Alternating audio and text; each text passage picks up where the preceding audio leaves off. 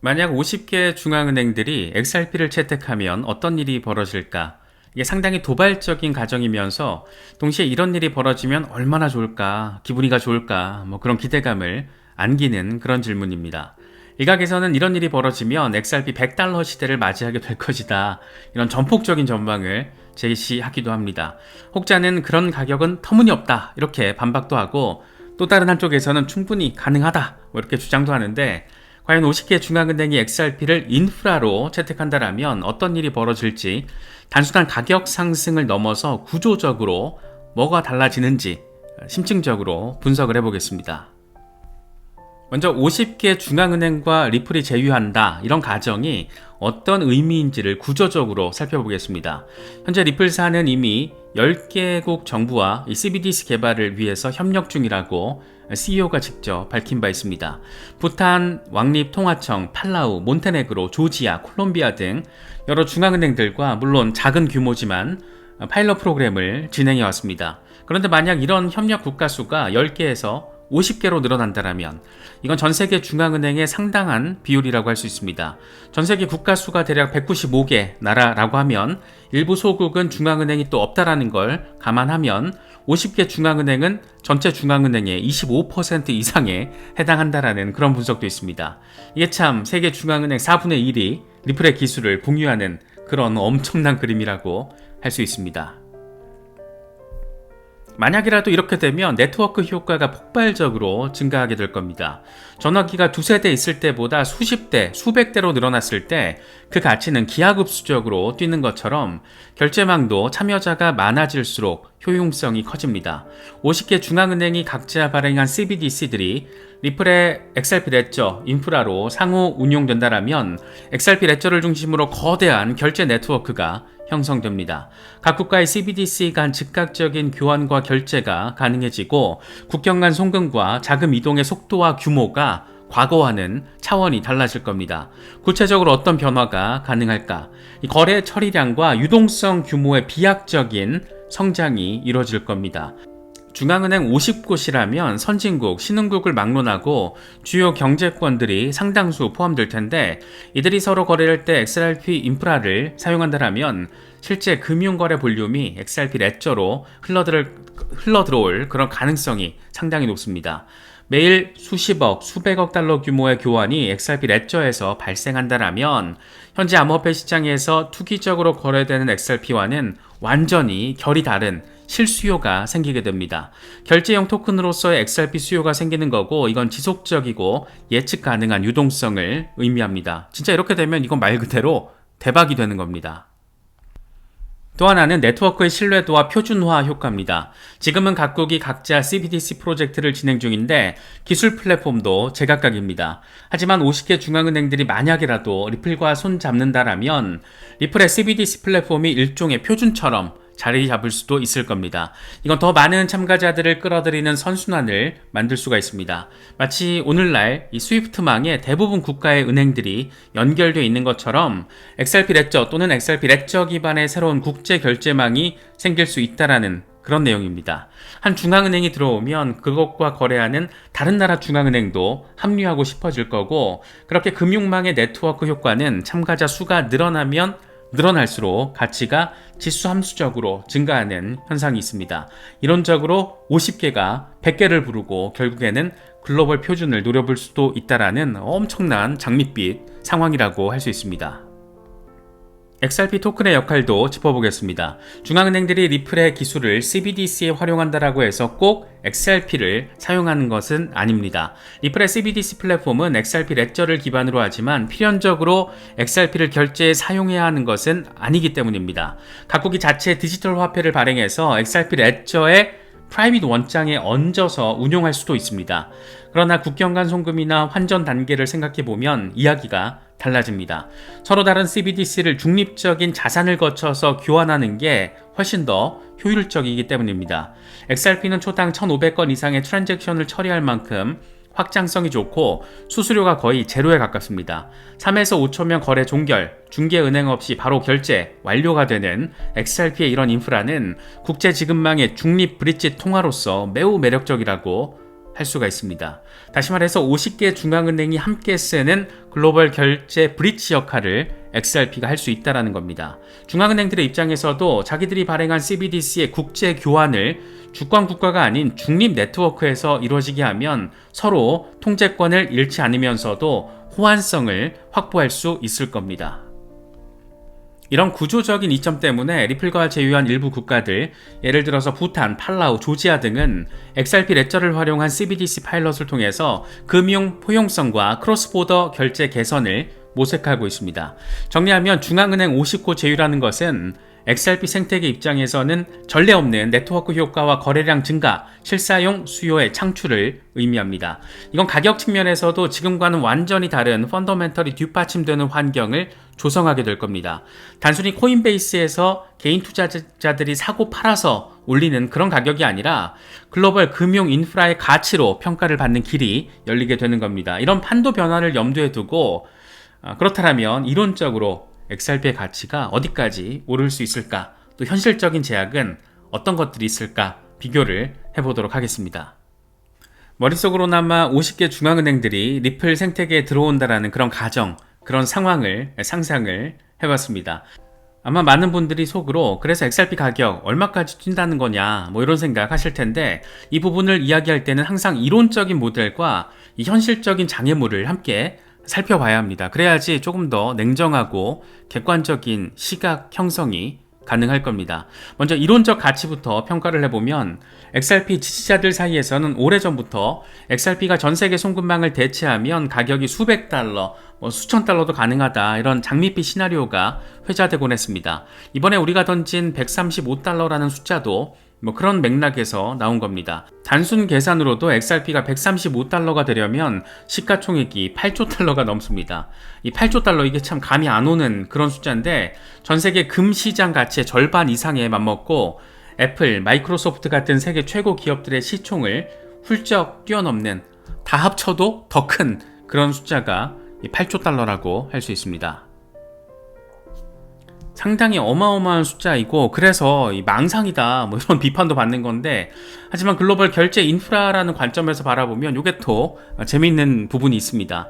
전 세계 은행 간 송금망 스위프트는 연간 150조 달러 이상의 거래를 처리한다라고 알려져 있습니다. 만약 XRP가 그중 일부라도 처리하는 기반이 된다라면 수조 달러 가치라는 게 꼭 공상, 망상만은 아닐 수도 있다라는 겁니다. 예컨대 어떤 분석가들은 XRP가 스위프트 거래량의 10% 정도만 대신 맡아도 시가총액 10조 달러, 토큰당 100달러 수준이 될 거라고 주장하기도 합니다. 20%를 차지한다면 이론적으로는 2배, 200달러에 육박할 수 있다는 계산이 나올 수도 있습니다. 실제 리플 경영진들도 야심찬 목표를 내비치고 있는데, 빵형, 이 브래드 갈링하우스 같은 경우에도 5년 안에 XRP가 스위프트 글로벌 볼륨의 14%를 처리할 수 있다, 이렇게 밝히기도 했습니다. 이건 전 세계 은행 결제 상당 부분을 XRP가 떠맡는 그런 시나리오라고 할 수 있습니다. 물론 가격 자체에 대해서 언급한 건 아니지만 시장 점유율 14%라는 숫자가 XRP의 위상이 지금과는 비교할 수 없을 정도로 커질 수 있다는 것을 브래드 갈링하우스가 강조한 거라고도 해석할 수가 있습니다. 하지만 이렇게 계산기로 두드려보는 이론적인 가치와 실제 현실 세계에서의 채택 사이에는 상당히 아주 많이 큰 그런 간격이 있습니다. 어떤 간격일까? 이 현실적인 장애물들과 마찰들입니다. 하나씩 좀 짚어보면, 먼저 기존 금융 시스템과의 통합이라는 게 이게 간단한 문제가 아닙니다. 중앙은행들이 CBDC를 발행한다라고 해도 상업은행과 기존 결제망과 연결을 해야 진짜 활용을 할 수가 있습니다. 은행 간 코어 뱅킹 시스템, 외환시장 인프라, 회계 처리 관행 등 기존 금융 레일과의 통합 작업은 이건 우리가 상상하는 것보다 훨씬 더 복잡한 작업입니다. 기술적으로는 XRP 레저가 빠르다라고 하는 것과 전 세계 은행들이 실제로 이걸 쓴다라고 하는 것은 사실상 별개의 문제라고도 할 수 있는 부분입니다. 특히 은행들은 안정성과 신뢰성을 중시하기 때문에 오랜 기간 검증된 스위프트를 갑자기 싹 버리고 새로운 시스템에 올라탔다는 것을 주저할 수도 있습니다. 또 중앙은행들의 성향도 고려해야 하는데, 일부 중앙은행들은 아예 퍼블릭 체인보다는 이 폐쇄형 프라이빗 블록체인을 선호하고 있습니다. 국가안보나 통화정책 통제권 이슈 때문에 굳이 공개 네트워크인 XRP를 쓰기보다는 IBM 하이퍼레저나 자체 시스템을 쓰겠다라는 것도 분명히 나올 겁니다. 결국 기술 통합 플러스 정책적 고려라는 이중장벽, 근데 이 이중장벽이 엄청 빡세게 크다, 이런 부분들도 현실적으로는 자리하고 있습니다. 또 하나는 이런 경쟁 자체가 또 빡센 어떤 그런 테마라는 것도 자리하고 있습니다. 리플만 이런 엄청난 비전을 가진 게 아니라는 겁니다.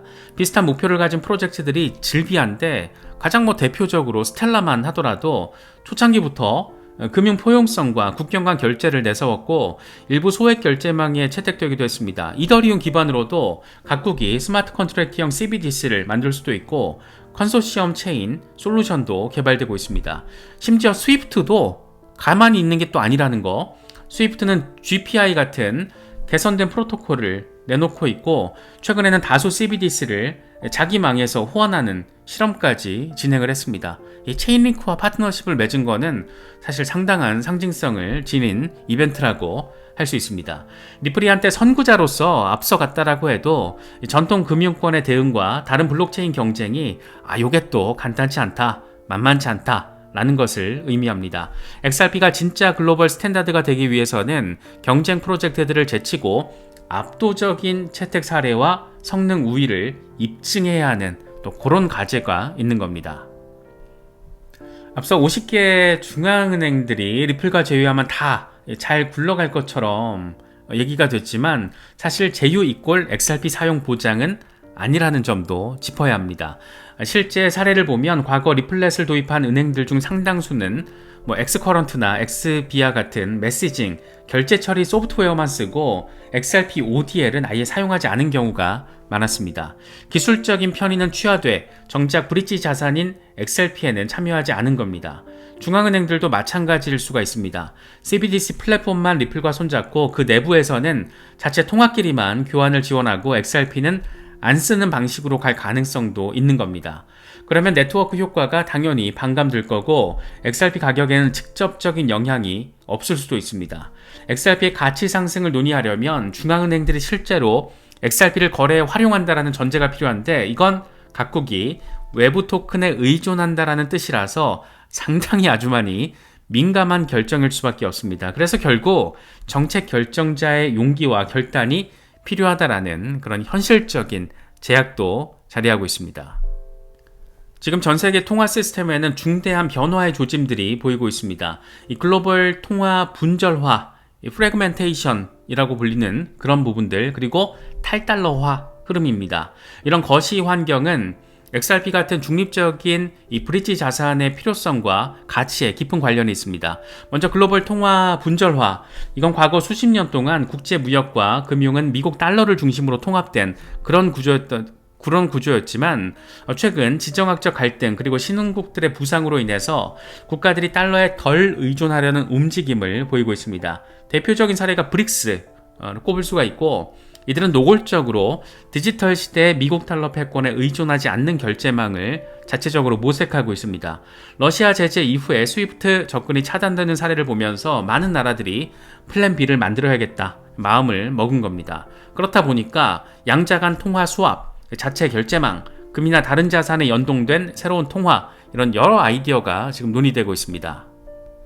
이 같은 맥락에서 CBDC의 등장은 각국이 독자적인 통화 주권을 이 디지털 시대에도 유지하려는 노력이라고 할 수 있습니다. 하지만 역설적이게도 각자 도생식의 CBDC가 난무하면 국제 결제는 오히려 더 파편화될 위험도 있습니다. 나라마다 다른 기술과 표준을 쓰는 디지털 화폐가 막 생기면 서로 교류가 안 되면 그게 또 무용지물이 될 수 있을 겁니다. 그래서 CBDC 간 상호 운용성이 엄청 큰 화두로 지금 떠올랐습니다. 그래서 사실 체인링크 같은 프로젝트가 주목받는 게 이런 상황과 관련이 있다라고도 할 수가 있습니다. 국제결제은행 BIS도 멀티 CBDC 브릿지 프로젝트 등을 통해서 다국적 디지털 통화 결제망을 연구하고 있습니다. 쉽게 말해서 각국 CBDC를 연결할 표준 환승력이 필요해진 겁니다. 사실 XRP가 딱 이 지점에서 부각되는 어떤 특성이 있는 겁니다. XRP 레저는 앞서 언급했듯이 중립적인 글로벌 레저입니다. 특정 국가에 종속되지 않고 이미 수년 동안 전 세계 어디서나 3에서 5초 안에 가치 이전을 증명해온 그런 네트워크입니다. 게다가 오픈소스인데다가 저비용이라서 누구나 이론적으로는 접속을 해서 유동성을 공급할 수가 있습니다. 만약 국제사회가 우리가 서로 CBDC를 주고받을 때는 XRP 같은 브릿지 코인을 사용하자라고 만약이라도 합의를 한다면 각국 입장에서도 달러를 거칠 필요 없이 자국 통화를 바로 교환할 수 있게 됩니다. 환율 변동이나 달러 유동성 부족에 좌우되지 않는 다극화된 결제망이 가능해지는 겁니다. 탈달러화 흐름을 직접 보여준 사례가 있습니다. 2024년 8월에 인도와 아랍에미리트가 원유 거래를 하면서 결제에 단 1센트도 쓰지 않은 사건이 있었습니다. 인도는 루피화로, 아랍에미리트는 디르함화로 값을 치렀는데 그 결제의 매개 인프라로 XRP 레저를 사용을 한 겁니다. XRP 레저를 통해서 양국 통화를 교환, 정산한 첫 사례로 꼽힙니다. 브릭스 국가들이 달러를 배제한 새로운 결제 루트를 시도한 것인데 이 거래는 단순히 두 나라 간의 한 건의 유전 거래가 아니라 다중통화 세계의 서막을 알리는 신호탄으로서 XRP 커뮤니티에선 상당한 관심을 받았던 나름의 의미 있는 이벤트였습니다. 블록체인 기술을 활용해서 각자 통화를 쓰면서도 원활하게 무역을 할 수 있다는 것을 입증을 했고 달러 결제에 수반되던 높은 비용과 지연을 줄이는 그런 효율성도 입증을 했습니다. 브릭스는 이런 아이디어에 상당히 열려 있어서 곧이어 열린 정상회의에서도 탈달러 결제 시스템이 화두가 되기도 했습니다. XRP 레저 위에서 이루어진 당시의 사례는 앞으로 다른 지역 통화 간의 거래에도 나름의 인사이트를 줄 수 있는 그런 모델이 됐다라고도 평가할 수 있을 것 같습니다. 지금까지 가정과 현실 그리고 거시 환경까지 훑어봤습니다. 마지막으로 결국 XRP가 135달러 같은 높은 가치에 도달하려면 뭐가 어떻게 돼야 하는지 정리를 좀 해보도록 하겠습니다. 이건 곧 XRP 투자의 포인트와도 연결되는 부분일 겁니다. 먼저 가격은 결국 수요와 공급의 균형점입니다. XRP의 수요가 지금보다 수백 배 늘어난다면 가격이 수백 배가 돼도 이상하지 않을 겁니다. 그 수요를 만들어내는 게 바로 유틸리티, 실사용입니다. 50개 중앙은행과의 파트너십이 현실화돼서 수많은 은행과 기업들이 국제결제 XRP를 사용하게 되면 지속적인 매수 수요가 발생합니다. 은행이든 결제회사든 XRP를 브릿지 커런시로 사용하기 위해서는 일단 구매를 해야 합니다. 또 결제를 원활하게 하기 위해서 일정량을 예치해야 될 가능성도 있습니다. 지금도 리플의 ODL 솔루션을 쓰는 기관들이 거래소나 지정 커스터디의 XRP를 확보해두고 송금할 때마다 활용을 하고 있습니다. 이런 기관들이 전 세계적으로 늘어난다면 XRP 유통량 중 상당 부분이 결제용으로 락업되는 효과가 일어납니다. 유통 공급이 줄고 수요는 꾸준한 상승 압력을 받게 되니까 가격이 우상향하기 좋은 구조가 될 수 있습니다. 특히 중앙은행들이라면 거래 안정성을 위해서 거래소 시장에서 급변동 없이 대규모 XRP 유동성을 확보하려고 할 거고 이 과정에서 OTC가 됐든 공개 시장이 됐든 상당한 매입이 이루어질 수밖에 없습니다. 수조 원, 수십조 원 단위의 자금 유입 없이 글로벌 인프라 역할은 불가능하기 때문에 가격 상승은 진짜 그렇게 된다면 어느 정도 수반되는 일종의 결과가 될 겁니다. 흥미로운 것은 XRP가 정말 거대한 가치 이동에 쓰이려면 오히려 가격의 안정성도 중요하다는 데 자리하고 있습니다. 중앙은행이나 대형 금융기관들은 극단적으로 변동성 큰 자산을 결제에 쓰기 어려워합니다. 따라서 XRP 가격이 너무 급변하지 않고 시장 뎁스가 깊어서 대량 매매에도 미끄러짐이 슬리피지가 적어야 합니다. 이건 높은 가격 자체가 한 가지 해결책이 될 수도 있을 거다 이런 얘기들도 나오고 있습니다. 예를 들어서 1XRP가 1달러일 때 1억 달러를 보내려면 1억 XRP를 매도해야 하니까 시장에 충격이 될 수 있지만 1XRP가 100달러면 동일한 금액에 100만 XRP만 팔면 되니까 상대적으로 충격이 작을 거라는 주장입니다. 가격이 높으면 한 단위당 가치 포용력이 크기 때문에 대량 송금에 유리한 면은 있을 것 같습니다. 또 시장 메이커들과 유동성 공급자들이 대거 참여해서 스프레드를 좁혀주는 환경이 필요합니다. 리플사는 이미 지정학적으로 다양한 거래 거점에 ODL 파트너 등을 확보해왔습니다. 미래에는 아예 중앙은행 산하기관이나 대형은행들이 직접 XRP 마켓 메이커로도 참여할 수 있을 겁니다. 그렇게 되면 XRP의 시장 신뢰도가 크게 올라가고 실사용 주도형 가격 안정이 이루어질 수가 있습니다. 결국 가격 급등이 아니라 가격 성숙에 가까운 개념인데, 이런 토대 위에 서라야 $100 이상의 가치도 지속 가능할 수 있을 겁니다. 다시 말해서 투기 사이클로 잠깐씩 찍는 그런 가격이 아니라 인프라적인 수요가 떠받치는 가격 형성이 중요하다, 이렇게 정리할 수 있을 것 같습니다. 앞서 장애물 파트에서 지적한 규제 이슈는 또 반드시 해소가 돼야 합니다. 다행히 여러 나라에서 암호화폐 법제화가 진전되고 있습니다. 유럽의 미카 법안 등은 비교적 명확한 가이드라인을 제시하며 XRP 같은 자산도 합법적인 결제 수단으로 활용될 수 있는 길을 열고 있습니다. 아시아 일부 국가들도 XRP의 우호적인 정책을 펼치고 있고, 특히 무엇보다 미국의 상황이 중요합니다. 현재 리플과 SEC 소송이 거의 마무리 단계에 있는데, 만약 법원에서 조만간 오케이, 소송 공식 종료 판결을 내려준다라면 미국 금융기관들도 마음 놓고 XRP를 취급할 수 있게 될 겁니다.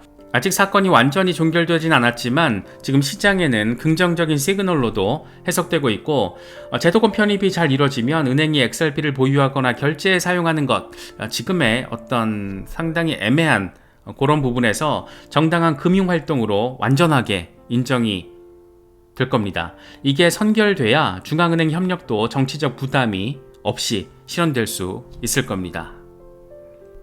XRP가 한순간에 기적처럼 글로벌 스탠다드가 되는 일은 없을 겁니다. 현실적으로는 단계적 채택 사이클이 예상이 되는데, 아마도 작은 국가나 특정 송금회로에서 시작을 해서 점차 큰 경제권으로 파급되는 방식이 아닐까 개인적으로는 생각을 하고 있습니다.